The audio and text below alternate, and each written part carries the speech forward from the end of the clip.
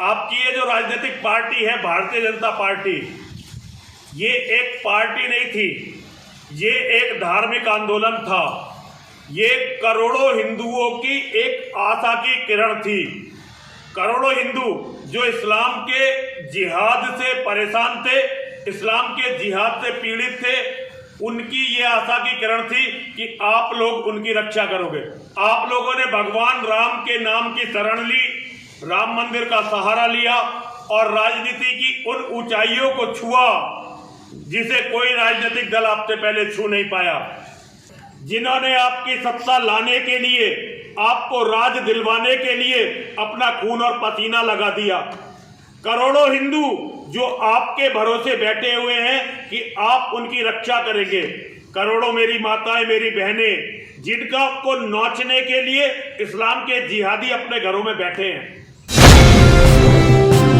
देवादिदेव भगवान महादेव शिव और जगत जननी मां जगदम्बा के चरणों में नमन करते हुए शिव शक्ति धाम दासना से अपने मां के चरणों में मैं श्री पंचदश नाम जूना अखाड़े का महामंडलेश्वर यति नरसिंहानंद गिरी, मैं भारतीय जनता पार्टी के परम आदरणीय अध्यक्ष, राष्ट्रीय अध्यक्ष श्री जेपी नड्डा जी, उत्तर प्रदेश के अध्यक्ष भूपेंद्र चौधरी जी और पश्चिमी उत्तर प्रदेश के अध्यक्ष सत्येंद्र सिसोदिया जी, आपके श्री चरणों को प्रणाम करते हुए एक निवेदन आपसे करना चाहता हूं। आपकी ये जो राजनीतिक पार्टी है भारतीय जनता पार्टी, ये एक पार्टी नहीं थी, ये एक धार्मिक आंदोलन था। ये करोड़ों हिंदुओं की एक आशा की किरण थी। करोड़ों हिंदू जो इस्लाम के जिहाद से परेशान थे, इस्लाम के जिहाद से पीड़ित थे, उनकी ये आशा की किरण थी कि आप लोग उनकी रक्षा करोगे। हिंदुओं ने हर तरह से आपका साथ दिया। आप लोगों ने भगवान राम के नाम की शरण ली, राम मंदिर का सहारा लिया और राजनीति की उन ऊंचाइयों को छुआ जिसे कोई राजनीतिक दल आपसे पहले छू नहीं पाया। पूरे विश्व के सबसे बड़े लोकतांत्रिक देश के आप राजा बने। आज यहां आपकी आबाद अखंड सत्ता है, लेकिन आपको कभी ये नहीं लगता कि अगर ये सत्ता आपके हाथ से ना रहे तो आप तो हर तरह से सक्षम है, आपका तो कुछ बिगड़ने वाला नहीं है। लेकिन करोड़ों ऐसे लोग जिन्होंने आपकी सत्ता लाने के लिए, आपको राज दिलवाने के लिए अपना खून और पसीना लगा दिया। करोड़ों हिंदू जो आपके भरोसे बैठे हुए हैं कि आप उनकी रक्षा करेंगे। करोड़ों मेरी माताएं, मेरी बहनें, जिनका को नोचने के लिए इस्लाम के जिहादी अपने घरों में बैठे हैं, तैयार कि आपकी सत्ता हटे और वो सारी इन बहन बेटियों को नोचे। लेकिन आप लोग पता नहीं किस कल्पना लोक में आप रहते हो। मैं एक बूढ़ा सन्यासी पश्चिमी उत्तर प्रदेश का रहने वाला हूं।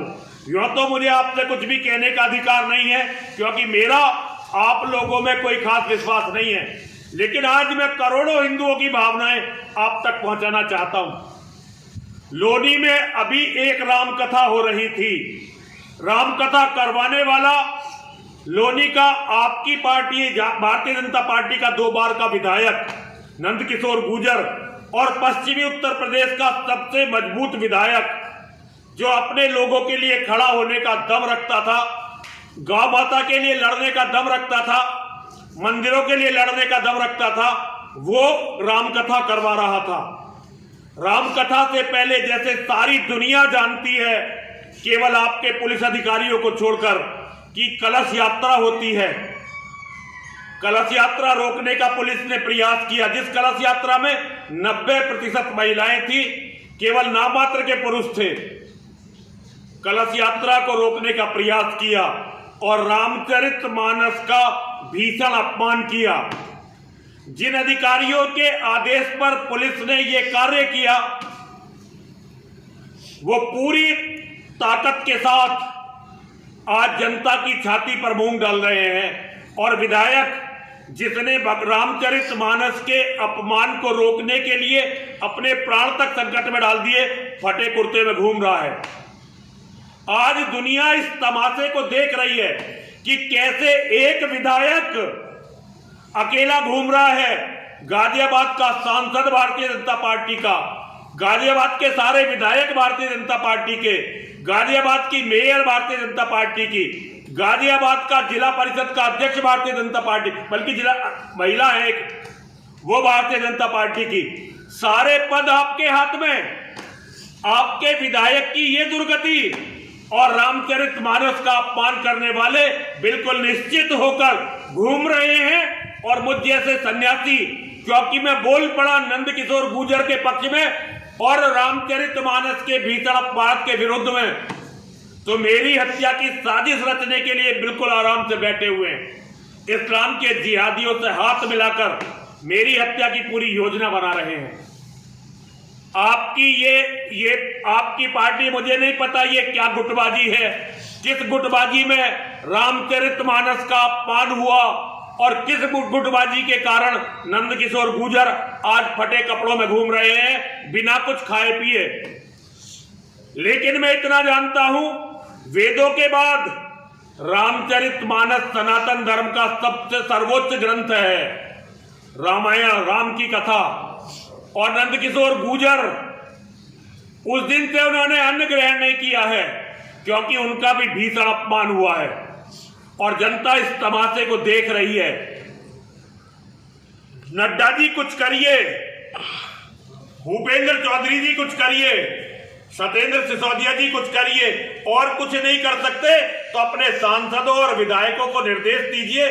कुछ ना भी कर सके तो सांकेतिक विरोध तो दर्ज करवा दे कम से कम इस भीषण कांड के विरोध में, वरना जनता पे से आपका विश्वास उठ जाएगा।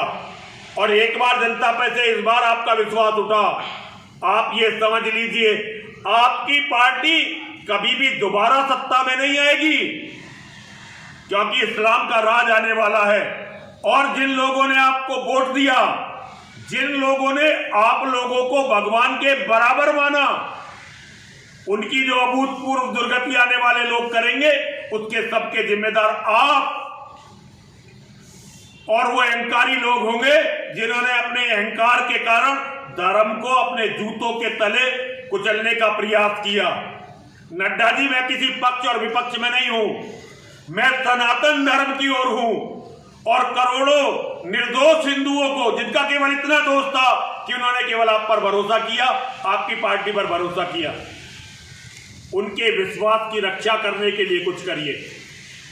मेरा यही आपसे निवेदन है। हर हर महादेव, हर हर महादेव, हर हर महादेव।